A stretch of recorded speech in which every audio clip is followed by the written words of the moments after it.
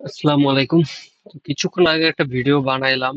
Record করার পর দেখলাম যে মোটামুটি 8 মিনিট একটা ভিডিও বানাইছিলাম। রেকর্ড করার পর দেখি যে সাউন্ড আসে নাই। তো ভিডিওটা আবার রেকর্ড করতেছি। সেটা হচ্ছে ক্লাউডফ্লেয়ার এর ওয়ার্কার্স এন্ড পেজে যে স্ট্যাটিক বা আপনার বিভিন্ন অ্যাপ্লিকেশন হোস্ট করা যায় ফ্রিলি সেটার বিষয়। তো এটাকে বেশ কিছুদিন যাবত থেকেই শুনতেছিলাম। তো ইউজ করব, সেভাবে ইউজ করার মতো অপশন হয়ে ওঠে নাই। তো আজকে চিন্তা করলাম যে একটা লোকাল বাংলাদেশের জন্য একটা এসইও প্যাকেজের জন্য একটা কোটেশন বিল্ড করি। তো সেই সুবাদে একটা প্রম্পট দিলাম ক্লড ক্লডে। তো ও একটা সুন্দর কোটেশন বানাই দিল, যদি আমি ওকে বলি নাই যে পিডিএফ এ দাও, এইচটিএমএল এ দাও বা ডকে দাও, কোনো কিছুতেই দাও। জাস্ট ও বানাই দিল। বানাই দিয়ে কিসে দিল? এইচটিএমএল এ দিল, যেটার আউটপুটটা আপনারা দেখতে পাচ্ছেন। মোটামুটি আমার কাছে অনেক সুন্দর লাগতেছে এটা দেখে। প্রাইসিং প্ল্যান সহকারী দিয়েছে ও, সব টার্মস এন্ড কন্ডিশন সহ সুন্দর, আমার যত যাবতীয় ডিটেলস ও অ্যাড করে দিয়েছে এইচটিএমএল আকারে। তো যদিও এইচটিএমএল আকারে দিয়েছে, এর কারণ হচ্ছে ও জানে যে আমি ডেভেলপমেন্ট রিলেটেড কাজ করি, তো আমি প্রিফার এইচটিএমএলই করি। তো সে তো এইচটিএমএলই বানাই দিছে। তো চিন্তা করলাম যে এইচটিএমএল দিয়েছে, এইচটিএমএল তো আর ক্লায়েন্টে দেওয়া যাবে না। তো ও ওরে দিতে গেলে ওরে ইনস্ট্রাকশন দিয়ে দিতে হবে যে তুমি ব্রাউজার ওপেন করো, তারপর তুমি এটা ভিউ করো। তো এটা কিছুটা টেকনিক্যাল, তাই চিন্তা করলাম তো পিডিএফ এ করি। তো ওরে পিডিএফ করার পর ও আমার পিডিএফ করে দিল, কিন্তু পিডিএফটা খুবই বাজে দেখাইতেছিল। তো চিন্তা করলাম যে এইচটিএমএল ভার্সনটা আছে, তো এটারে সাইটে হোস্ট করে তারপর লিঙ্কটা দিয়ে দিই ক্লায়েন্টের ক্ষেত্রে, তো দেখতে সুন্দর দেখাবে। তো সেই ভাবা সেই কাজ, তো চিন্তা করলাম, তখনই মাথায় আসলো যে এই জিনিসটা আজকে ক্লাউডফ্লেয়ার এর ওয়ার্কার্স অন পেজে আন্ডারে হোস্ট করি উইথ কাস্টম ডোমেইনের। তো কাস্টম ডোমেইন আমি সেট আপ করলাম as usual. Custom domain set up করা 2-3 মিনিটের ব্যাপার, ওইটার আলাদাভাবে দেখাইলাম না। তো সেট আপ করার পর তারপর আসলাম হোস্টে। তো আমি যেহেতু জানি না কিভাবে হোস্ট করতে হয়, ওইরকম দেখিও নাই। তো আমি ফার্স্টে ট্রাই করলাম ক্লিক অ্যাপ্লিকেশন। তো ক্লিক অ্যাপ্লিকেশনে যে প্রথমে গিটহাব থেকে ট্রাই করলাম, হইলো না। যেহেতু এটা একটা সিম্পল এচটিএমএল ফাইল, হইলো না। তারপর স্ট্যাটিক ফাইল ট্রাই করলাম, হইলো না। তো তারপর কিছু ভিডিও দেখলাম, ওদের ডক্স দেখলাম, তারপর দেখলাম যে আমার যেহেতু একটা স্ট্যাটিক এইচটিএমএল ফাইল এবং এটা ওয়ার্কারের আন্ডারে হোস্ট হবে না, এটা হবে এই যে পেজেস এর আকারে। তো কি করলাম, তারপর পেজেস এর আকারে যে হোস্ট করলাম। যখন ড্রাগ অ্যান্ড ড্রপ, তো ড্রাগ অ্যান্ড ড্রপ এর ক্ষেত্রে আমার ফাইলের নাম ছিল, এই যে দেখেন, SEO quotation dot HTML extension. So এইখানে আমি হোস্ট করলাম। হোস্ট করার পর যখন আমি ক্লিক করলাম ভিজিটের জন্য সাইট, যেমন আমি যদি এটাই যাই, সাইট ভিজিটের জন্য করলাম, তখন দেখলাম যে আসে না, একটা 404 ইরর আসে। তো 404 ইরর আসার তো কোনো কথাই না। প্রোডাকশনে ডেভেলপমেন্ট হলো সুন্দরভাবে, এখানে সবকিছু আছে, তাহলে হইলো না। তো ওদের জিজ্ঞেস করলাম শোয়িং 404 এরর। তখন ও জিনিসটা যেটা বললো খুব ইন্টারেস্টিং, যে বেসিক জিনিসটা কিভাবে ভুল করছি সেটার ব্যাপারে।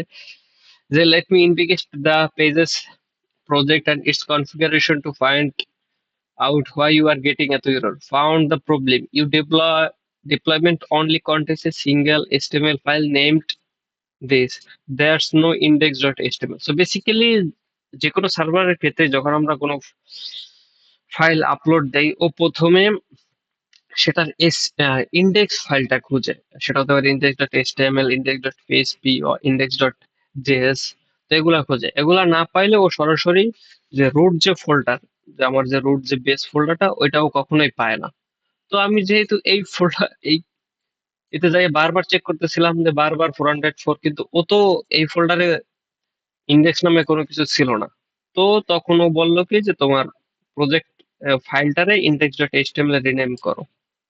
তো এরপর বুঝলাম যে নিজে নিজে হাসতেছিলাম যে আসলে ইন্ডেক্স নামে না দেখলে যে বেসিক্যালি কোনো জিনিস পায় না। তারপর ইন্ডেক্স করে আপলোড দিলাম, এবং আমার রুট ফোল্ডারে যে তার কিছু নাই, তো অটোমেটিক এটা পেয়ে গেল। এবং এটা সুন্দর করে এই যে একটু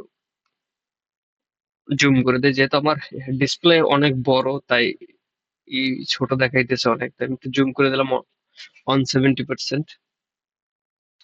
তো এই সুন্দর করে দিল, তারপরে এই লিঙ্কটা আমি এখন চাইলে যে কেউ দিতে পারবে, সুন্দর করে দেখতে পারবে।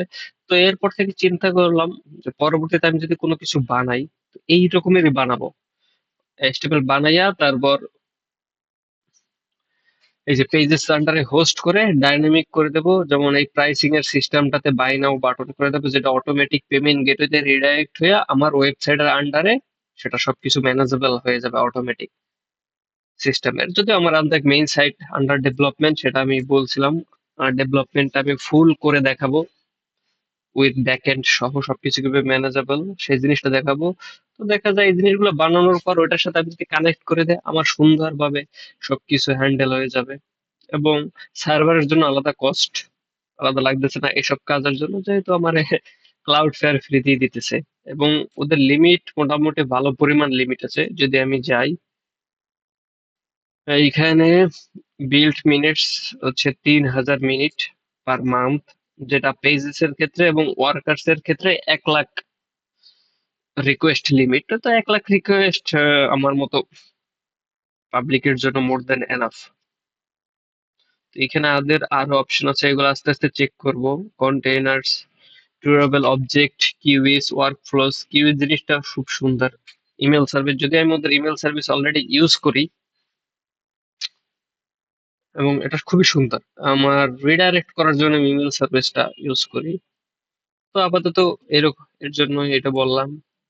এটাতে সিম্পল একটা প্রবলেম, এত বছরের এক্সপিরিয়েন্স, তারপরে এই ভুলটা হয়ে গেল সামান্য জিনিস। তো কাজ করতে করতে দেখা যায় অনেক কিছু অনেক সময় ভুল হয়, ছোটখাটো জিনিস, অনেক বড় জিনিস ভুল হয় না, কিন্তু ছোটখাটো জিনিসগুলা ভুল হয়ে থাকে। তো সেই জিনিসটা বোঝার জন্য এখন এআই এসে অনেক সহজ করে দিয়েছে। আমি জাস্ট সিম্পল একটা জিনিস দিয়ে দিলাম ওর কাছে, ও নিজেই খুঁজে বের করলো যে আসলে সমস্যাটা কোথায়। এই জিনিসটা যদি আমি ম্যানুয়াল করতে দিতাম, আমার মোর দেন 1 থেকে 2 ঘন্টা সময় লাগতো, যেটা আমার 5 মিনিটের ভিতরে সলিউশন হয়ে গেছে। আসলে এআই এই জিনিসগুলোর খুব দ্রুত আকারে সলিউশন করে দিতেছে এবং ফাস্টার হয়। জিনিসগুলো খুবই আসলে ইন্টারেস্টিং।